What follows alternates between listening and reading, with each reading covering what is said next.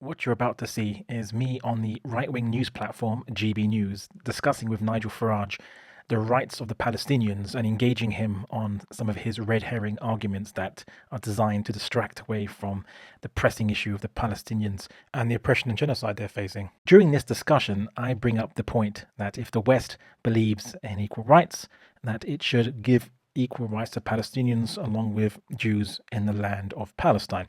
This is because the West holds this as a criteria of good and bad, and yet they're not being consistent with it. And of course, if you're not being consistent with your values, this is one definition of injustice, is not to be consistent in what you believe to be good. The Islamic paradigm, however, does not consider equal rights to be the basis for justice per se, because if the rights were bad, making sure everyone's equal in them doesn't mean that everyone's going to get justice, nor will the laws do justice to human nature. So things can be equally bad for everybody. It doesn't mean it's right just because it's all equal.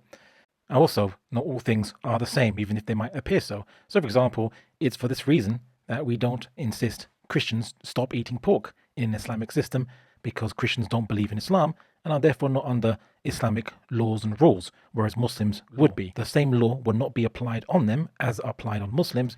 So the Islamic paradigm is based upon the command of the creator of the universe. He's the only one who can issue laws designed for human nature perfectly, and is the basis for good and bad by his decree. So this is the Islamic paradigm. But here you'll see me engaging the Western paradigm and demanding they be consistent in it, extending that consistency to Palestinians if they claim to believe in those values so much. So without further ado, enjoy the show. Now, we debated earlier, the fact that many people, many Jewish people in Britain feel they've been discriminated against. It was rather backed up by the behaviour, I think, of Border Force at Manchester Airport, and British foreign policy has shifted. Have we betrayed Israel? Well, I'm joined by the co-founder of the Muslim Debate Initiative, Abdullah al Andalusi, who's back on the programme. Do you understand why Jewish people in this country are beginning to feel threatened and very uncomfortable? Well, I can't speak to people's internal mental states, but many Jewish people have told me that there's a propaganda that's incited by Israel, that Jews should not feel safe in the presence of people merely calling for the rights of Palestinians, that somehow the rights of Palestinians are inimical to Jewish nationhood, which is not true. Isn't it? And no, it's not. Of course, what the rights of Palestinians is inimical to the... Okay, let's just get to the bottom of this. Yeah. So, would you recognise that, and we can argue about the borders, but would you recognise that the state of Israel should exist? No states have a right to exist. People have a right to exist. States are imagination, are things we imagine in our minds. Are mental constructs. They don't have a physical reality. Well, normally they do. Humans have a physical reality. Mountain ranges. We're an island. So very often geography is a part of this too. You're talking about the Earth's crust, right? And the Earth's crust exists indeed, and lands exist. But people exist physically, and people have a right to exist, whether they're Jewish, Muslim, Christian, Palestinian, Arab, or whomever. And that is what this is all about. It's about the Palestinians' right to exist. Israel exists with dignity and equal rights. Israel exists as a state. Does it have a right to exist? As I said before, no state has a right to exist. Right. Only people have a right to exist. That's not really an answer, is it? No, it is an answer, because if Israel is a state, it falls within the subset of states. If I'm saying that nation-states don't have a right to exist, people have a right to exist. I don't agree with that at all. People form together in nation-states. The Jewish people have formed together and I understand, complex history over 2,000 years and all the rest. I mean, the point is this, Abdullah, that, from the river to the sea, that was put up on the Elizabeth Tower, that's been chanted on marches weekend after weekend, even the kindest interpretation of that is that it is about the abolition of the current state of Israel. Well, look, we were all about the abolition of the state of South Africa as an apartheid state, changing it into an inclusive state. Which it is. So now it is, yeah. But before, Margaret Thatcher and the Tories were all against that. So if you're saying to me that should we be against Israel is currently formed as an ethno-nationalist state, privileging one ethnic group, one group of Semites over other Semites, then I think this should change. all Semites in the land of Palestine, be they Palestinian Arabs or Jews, should at the very minimum have an equal dignity, equal tolerance, equal rights, and equal freedom to go about. The Likud party, why don't you condemn the Likud party, who's one of their formal statements and on their manifesto is from the Jordan River to the sea, it will only be Israeli sovereignty, right? So is that genocidal then? Oh, no one talks about that. No. Look, I would love to see a two-state solution and a compromise, but my problem with this is, and we had, Ralphie Bloom on from Manchester, and I know you were delayed getting here a bit earlier, saying that many of the other things that are being chanted in the streets, are basically death to the Jews. Do you understand why the Jewish community are concerned?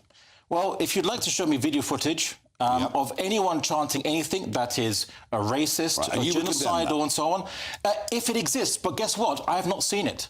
I've looked at all the footages, I've even looked at GB News' footage and so on, and you never see anyone, even you guys don't show anyone, citing racist or genocidal statements. I think the sort of... Are you saying that Free Palestine is a genocidal statement? I think that the glider images on the back of the anoraks were pretty unpleasant, don't you?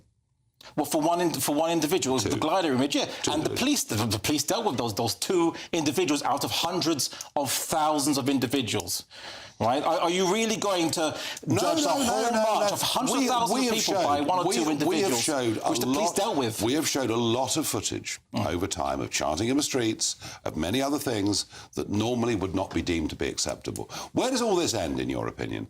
But first, I'm just saying, is Free Palestine, saying Free Palestine, a statement that you'd condemn? Not just Free Palestine on its own. No, it's everything. It's things that go around that. Like what? The abolition of apartheid, of treating Palestinians as second-class citizens, no-class citizens, administrative detentions, denying them rights. The fact that From the River to the Sea has some quite deep connotations when it's put in a pro-Palestinian context. Yeah, freedom for everybody. But what's wrong with that? The United Nations last night passed a resolution calling on a ceasefire.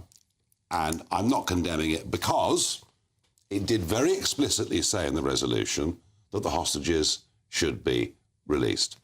Do you think there's any possibility of negotiations with Netanyahu? Well, that remains to be seen because his rather hard-right stance of denying the Palestinians any state for themselves, denying them even a one-state solution or just giving them equal rights in the first place, because they say that would make a 51% Palestinian majority state, and they don't want that because of their ethno-nationalist, racist policies.